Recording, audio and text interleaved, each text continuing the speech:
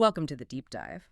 Today, we're looking at sources covering something that really captures the intense political moment we're in, the memorial service for conservative activist Charlie Kirk. Yeah, it's quite a confluence of events. It really is. The sources describe this deep tension. I mean, it should be a pretty somber event, right? Remembering someone who was recently killed. Exactly. A moment for reflection. But it almost instantly became something else entirely. A huge political gathering, really high stakes, with President Trump and Vice President JD Vance announced as attendees. Mm-hmm.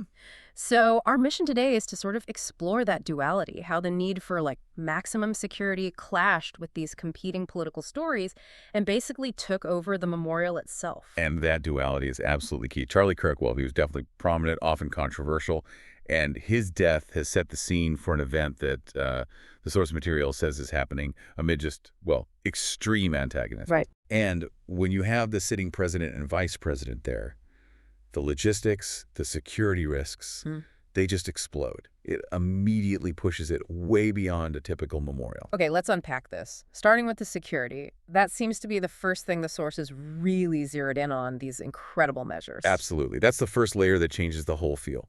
The expected crowd size, plus those high-profile political figures, it demanded measures the sources specifically compared to, well, major global events. Like what specifically? Because of Kirk's profile and just how many people they thought would show up, the venue put in TSA-level screening. That's the phrase they used. Okay, hold on. TSA-level screening at a memorial service. What does that actually look like for someone trying to attend? Well, it means you're not just, scrolling through a basic metal detector. Yeah. The sources talk about magnetometers, thorough bag checks, maybe even needing clear bags, like at a stadium. And checking IDs for everyone. It brings in all that friction you feel at an airport or, going into a federal building.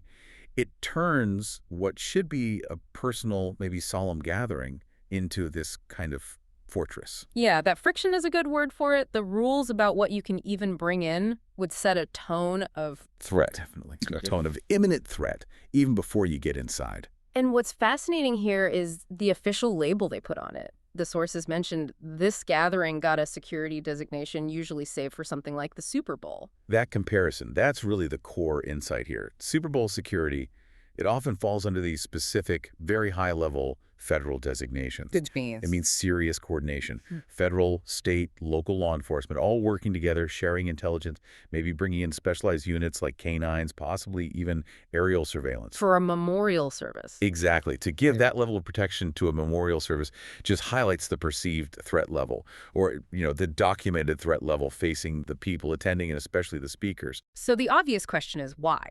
Why that much security? Is it purely because the president's there? Or is it the crowd size plus the whole political situation around Kirk? It seems to be both, really. But the sources do emphasize the combination. The event was anticipated to be extremely large. That alone means managing a huge physical space, a perimeter. Right. But you're managing that perimeter within this existing political context that the sources link to instability, even the possibility of targeted violence.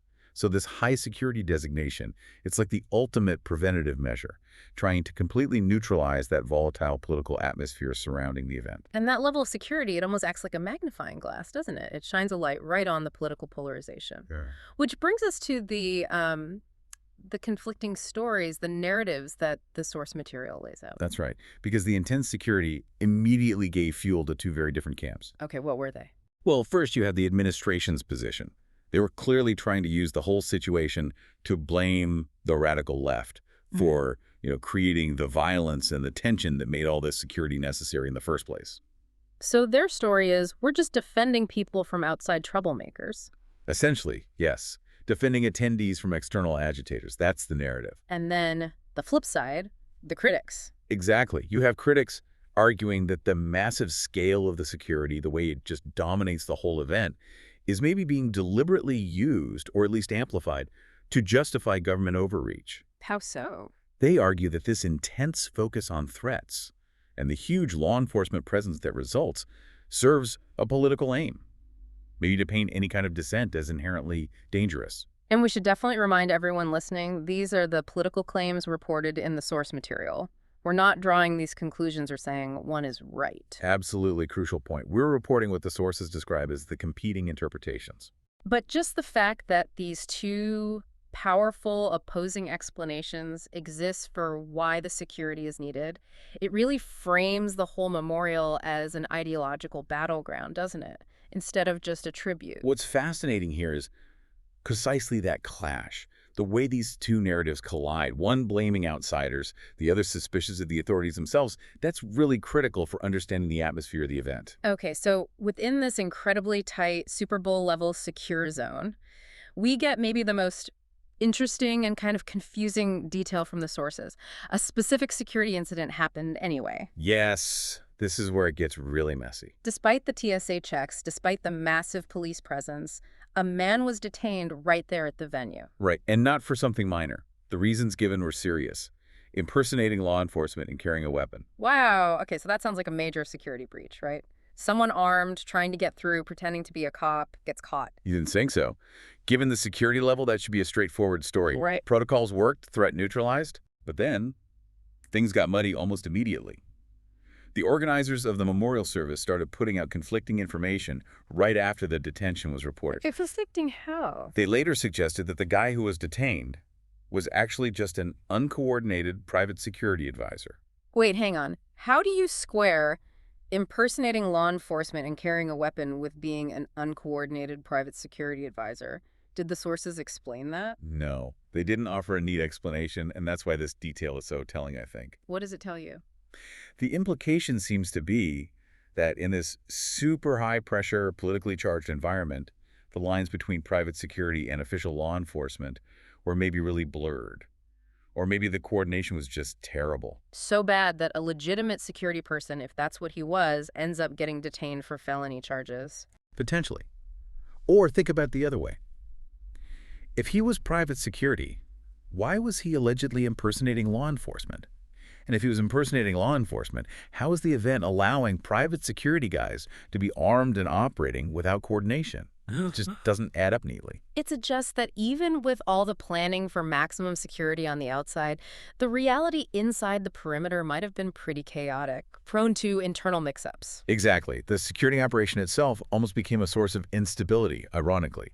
It really highlights that while the outer ring might have been secure, the organizational structure within that ring was clearly complex and maybe seriously flawed. It raises big questions about oversight, doesn't it? When the stakes are that high and the security setup is that complex, a failure in coordination like that, or at least the need to quickly explain away a serious incident as just, a mix-up, it says a lot about how intense things were on the ground. It's an incredibly messy detail right in the middle of what was supposed to be a highly polished, very high-profile event. Okay, just to make sure we're covering the full picture from the source material, we should quickly mention a related political item that was happening around the same time. Yes, that's important context. The sources did make a point of noting that President Trump, right around the time of the memorial prep, was making some very strong public statements. Including Calls for the prosecution of his political opponents. Right. So how does that piece of political news connect back to the memorial and its intense security? Well, if we zoom out and look at the bigger picture, that call for prosecution, it just reinforces that volatile climate we talked about earlier. The climate of antagonism. Exactly. The climate that supposedly made the Super Bowl level security necessary in the first place. It firmly places the memorial within this broader political landscape where conflict isn't just words. It's framed as something needing extreme responses. Whether that's maximum physical security at an event. Or even legal action against political rivals. It definitely turns up the heat, politically speaking. The memorial isn't just about remembering Charlie Kirk anymore.